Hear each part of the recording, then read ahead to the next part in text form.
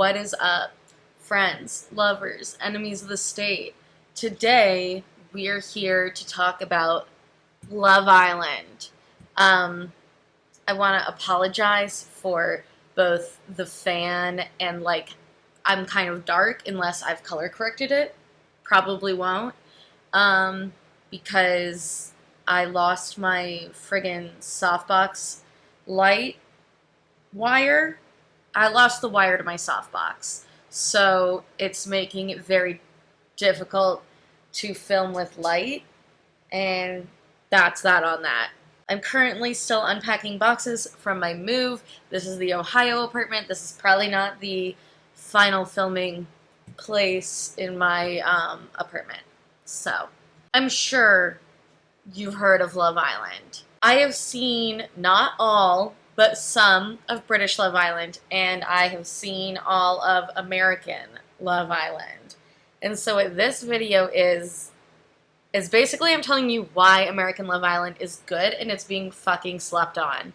The way that Love Island works is you've got like 8 singles that have to basically couple up on site, and then they are in these couples, and it's whoever the public likes best will eventually win. Honestly, a very small amount of money considering the fact that, the show airs every single night, so they're making quite a lot of money. But, whatever. Throughout the show, they'll, bring in new couples and, force the existing couples on the show to, say goodbye to their friends or whatever. And that's just the way that it is. Really and truly, the main difference between the American version and the British version is that in the British one, it's really the bottom of the barrel that they're putting onto the show. It's really just all low-skill laborers, and it's really disappointing, honestly. So you have people who just can't make conversation.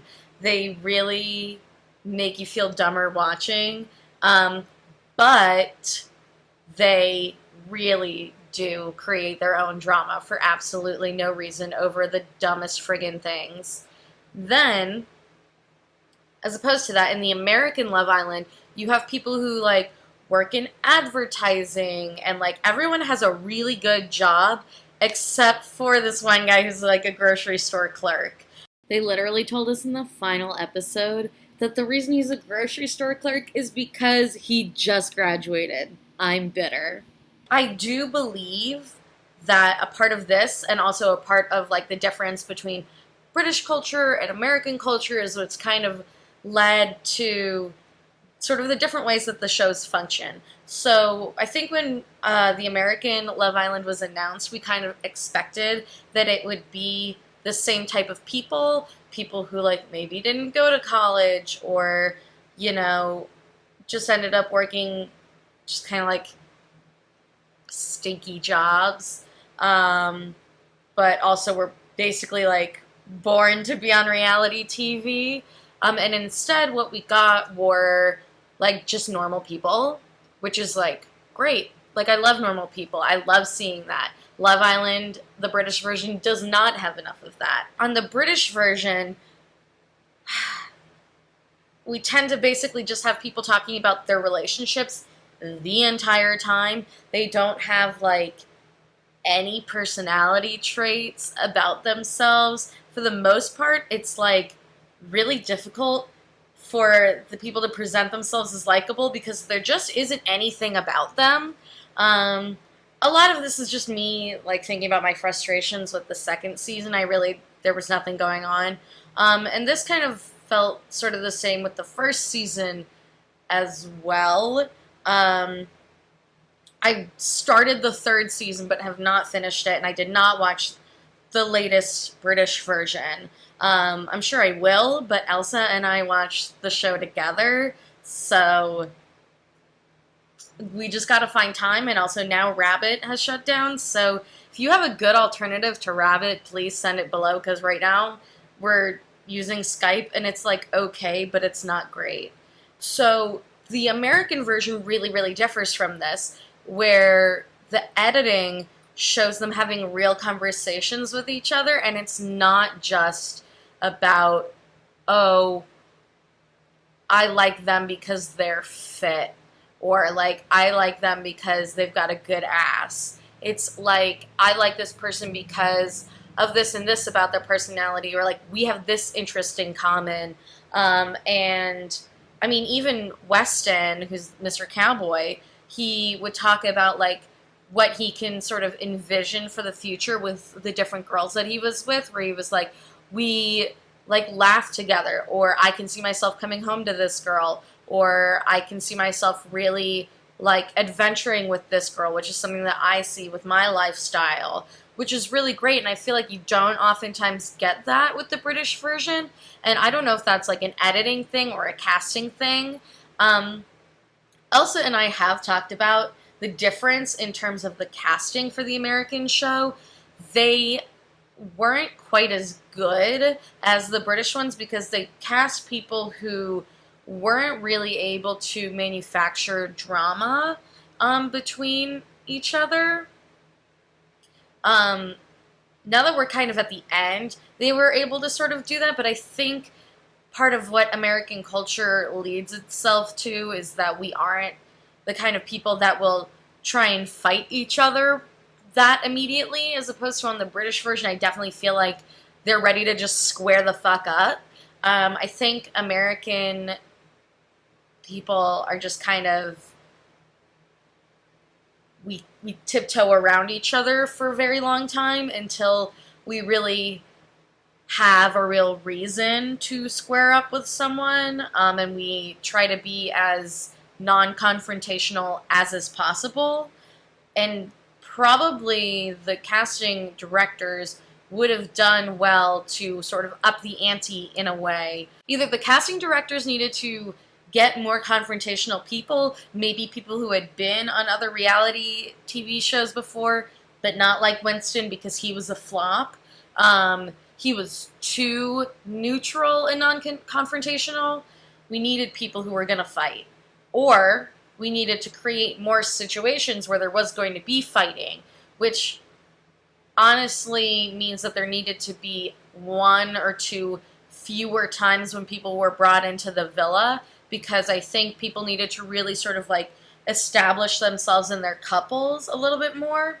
There was too long of a period of time at the beginning where people weren't being brought in, and then too rapidly in like the second and third weeks, too many people were being brought in. So there weren't like alliances being formed, and it just kind of, it was missing the sort of fighting nature that Love Island kind of creates.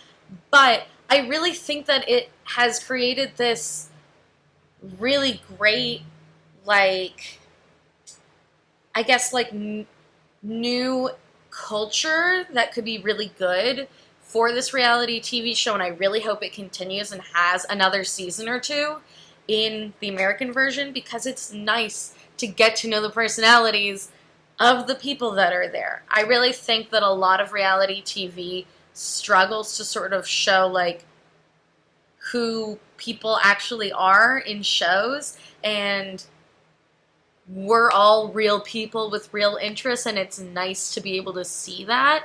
Because if you don't see that, it just kind of becomes like, what even are people? Are we even unique at all, or are we all just nothing? I've been having a little bit of an existential crisis because I don't understand why people fall in love anymore. I don't understand what it is. I've been watching too much 90 Day Fiancé, too much Love Island. It does not make any sense to me how or why people fall in love the way that they do with the people that they do, and I don't get it. I don't get it. Maybe I need to go to therapy. Anyways, basically this is just my defense of Love Island. I think it's super good. I think the American version, it claps. It doesn't slap. British Love Island slaps. But like then every once in a while it misses the mark. The American version, like the games pop off. The games are excellent. It's really like, that's good. The villa is nice. It is very, very pretty. You can tell that they spent a lot of money on it.